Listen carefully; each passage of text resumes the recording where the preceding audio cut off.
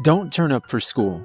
Don't listen to your parents, but do listen to the kids that hang out in the street. Hitch a ride away from town. Get mugged. This was the simple 5-step plan I followed to end up working at John's Diner. It was the only place to eat for miles in any direction. The only building as far as the eye could see. There's 4 tables, counter seats, and a restroom out back.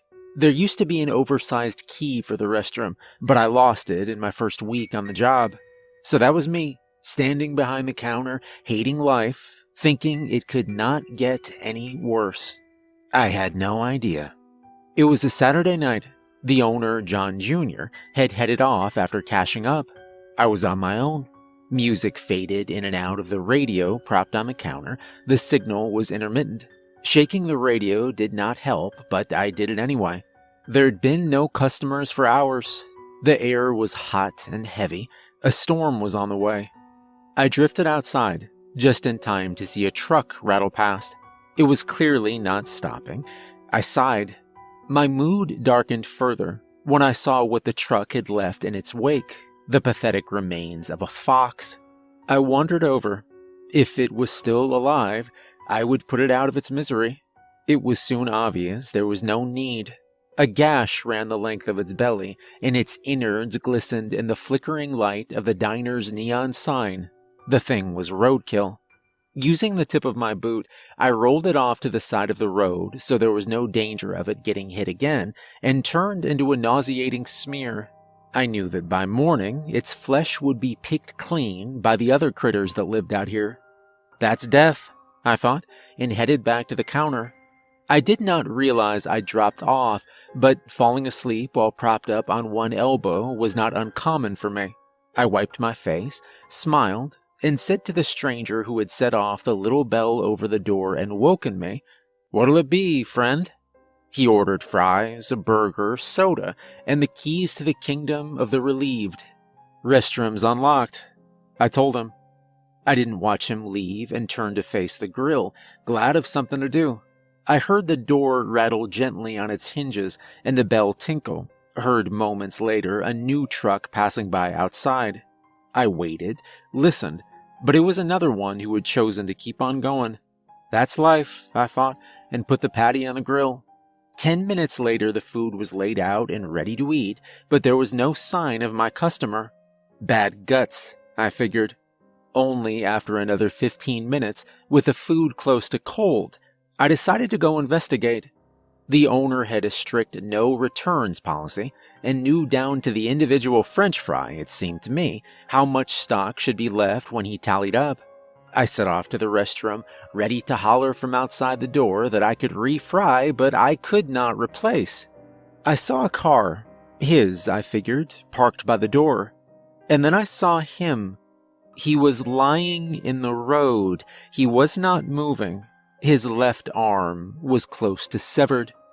He was dead. Must be, I figured, as I walked over to him on shaky legs. Sure enough, his eyes gazed up unblinking in the direction of the dark, starless sky. I hoped he was staring at the pearly gates, not Beelzebub's barbecue, now that he'd crossed over. Then I retched and went to call the police. Or I would have done had the damn shortwave radio been working. There were no other options. No mobiles or net, not even a landline out here in the middle of nowhere. John Jr. was not due back until tomorrow afternoon, and I couldn't just leave things be. The critters would see no difference between a dead fox and a dead dude. One would merely be a more substantial meal. Swearing, I returned to the man's corpse. It lay only a few feet away from the fox. Something had already eaten the poor animal's eyes and dragged its innards out into the open. I'd leave the critters their starter. The man had to come with me. Picking his body up by the legs, I dragged him round the back of the diner, where I managed to maneuver him into the restroom. The only way to fit him in there was to have him sitting on the toilet. It wasn't very dignified, but it was better than the alternative.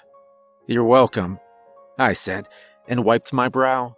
The man's face looked waxy and unreal. I'd never seen a dead body before, and I hoped I never would again. I went back inside, and I waited for this night to be over. The door was barely closed behind me when the rain began to fall. Now, I am not a religious man. My grandpappy was, and he terrified me when I was a child with tales of vengeance and bloodletting, of curses and plagues, of the old ways.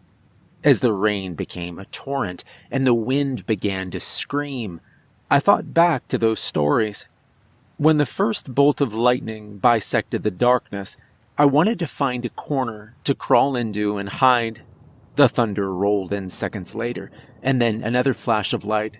This seemed to work the wind and rain up into an ever greater frenzy, and soon the walls and roof of the diner were shaking.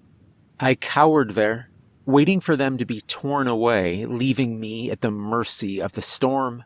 I was praying for the first time in my misbegotten life when a few hours later the eye passed over and a stillness settled on the diner. And it was just another Saturday night, where nothing is happening once again. I wiped my brow, noticed the uneaten meal was still there, congealed and limp. I figured I should clean it away and get a grip. I lit a cigarette, savored the taste. The bell tinkled. He was back. He walked real strange. His feet dragged, his legs shook. In fact, his whole body shook and twitched like it was dancing with electricity.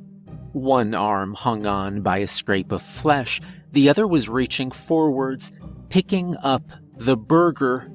Drool laced with blood trickled down his chin as he opened his mouth. He stuffed the burger in whole and began to chew and swallow. He finished and looked at me.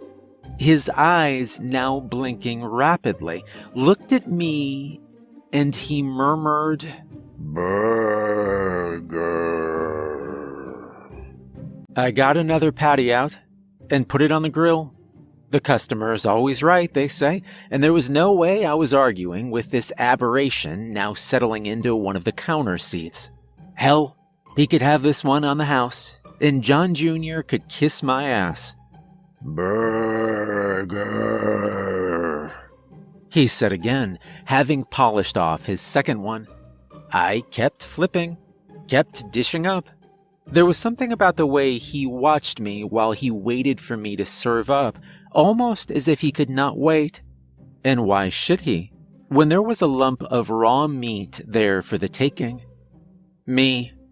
I was scared senseless, and my imagination was in overdrive, but I was not going to risk it. I just doled out his dozenth burger when the little bell tinkled. I jumped. The man was preoccupied devouring, so the fox had an audience of one when it walked into the diner. Its empty eye sockets were pools of darkness in its rain-soaked pelt, and its guts trailed after it, slick with gore. Its snout sniffed the air. Just above it, another lump of fat speckled meat was disappearing into the man's maw. It howled, "Burger," the man said. This time, I put two on the grill. I feel at this point I should mention that I was not just trying to avoid being the second best fast food on offer once the patties ran out. I was trying to formulate a plan. My car was in the garage, and I'd been relying on John Jr. for lifts for weeks now, for which he was docking my wages, the tight SOB. I assumed that the man still had his car keys on him. The nearest populated place was 100 miles away, so to walk there would have been insane. My best bet was to wait for a new customer and hope they were carrying. Hope they would blast the brains out of the man at the counter and his four-legged companion. I'd seen enough movies to know this was the only way out of this nightmare. In the meantime, I said, "Burger." Beat him to it. Outside, the first flecks of light were heralding a new day. My arm ached and my face stung from all the fat that had spat back up onto it, and the all-you-can-eat offer was still going strong. Two more burgers began to sizzle, and the building began to shake. What the hell, I thought, was this the apocalypse part 2? The dead shall rise, and then the earthquake will kick you when you're down. But no, it was the cavalry. Trucks and tanks, and even helicopters all passing by the diner. Dozens of them all right outside, and one of them, a Jeep, was pulling up. I put down 2 freshly cooked patties as a distraction, then headed outside as nonchalant as I could. A window on the Jeep rolled down. A red-faced man looked out. I could see 3 stripes on the arm of his uniform. "Boy," he drawled. "we's on our way to town to sort some mothers out. You got any hiding here? Any coffin dodgers, foot-dragging biters? You got yourself any Z's in that there grease dispenser, boy?" I've always had a problem with authority. I hated my teachers. I hated my parents. I hated the cops who used to cruise by the street corner and hassle and arrest and dole out beatings. I hated. Then and now. "Nah," I replied. "Nothing like that here. Just good people enjoying good food on a beautiful Sunday morning." He spat a glob of chewed tobacco onto the ground, shrugged, then wound the window up. They drove away. The rest of the troops had gone by now. I went back inside. I was alone once more with my burger-loving customer and the fox, and we had a new problem. "There's no burgers left," I told him. "Burger."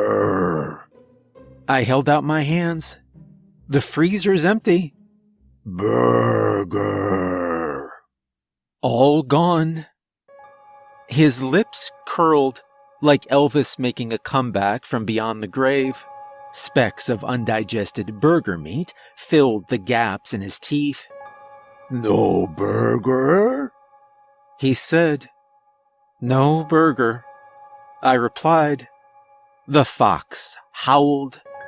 I knew then that I'd made the worst mistake of my life, that whatever had made me rebel against the system one more time had left me exposed, a human-sized spare rib. I began to cry. The man studied me for a moment, then turned and began to walk away. The fox looked up at me, then trailed after him. The bell tinkled, and they were gone, and nothing had tried to eat me. I did not know why. Perhaps I was too scrawny, or failure has a stink that's just too unappetizing. Or perhaps they knew what I'd done, not pointing them out to the army, not getting them destroyed.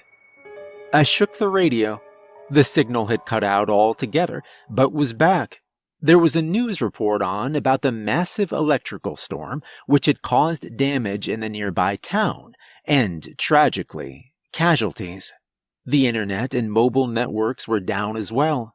The authorities had requested military support, and the soldier boys were doing a grand job. It was BS, a cover-up.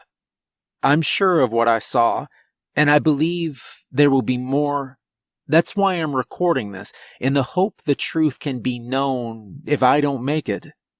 I'm standing outside the diner, watching, waiting for the figures to appear on the horizon. They'll be walking real strange, and they'll be hungry. My only hope is that the man with the fox will somehow let the others know that the person behind the counter at John's Diner is a friend, and not on the menu.